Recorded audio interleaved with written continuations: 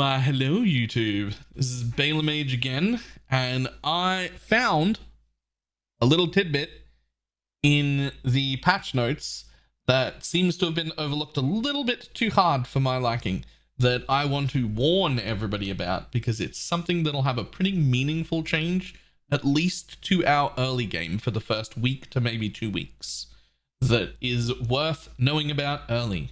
There was a little, let's start with, we all know what's happened with the quality of all of our active gems, all being overall far more impactful, far more interesting, and far more power, but we've lost alt qualities, but we're going to have different quality gems anyway, which we don't have all the information on.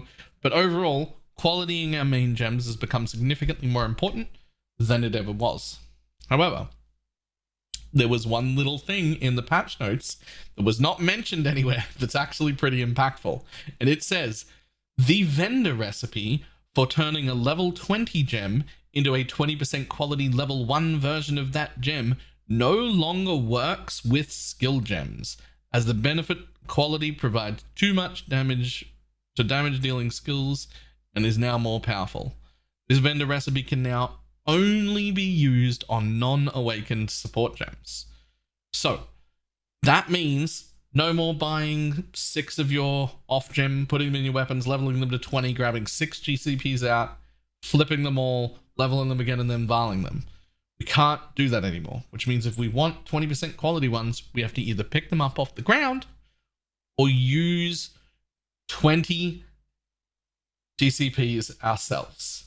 So this brings me to 2 things that we can do to alleviate this early problem, because it will only be an early problem, but it will be a problem. So let's jump in here. So there are 2 things that we should know to help with this problem. The first thing, in Filter Blade, this normally gets turned off quite early, at least on all my filters. There are varying levels of quality gems. This one gets turned off on most people's filters almost immediately, and even this one gets turned off usually a few days in. These are for quality gems on the ground. We usually only show quite high quality or already 20. I believe it is going to be the play to leave all of them on.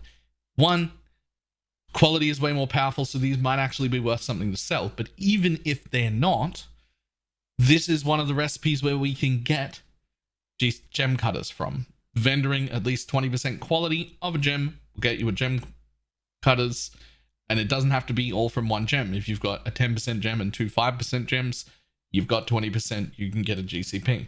So that's something we should leave on a lot longer, or turn on if we're someone who runs strict filters normally and would normally have this stuff hidden.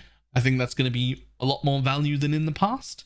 The second thing is Eldritch Altars.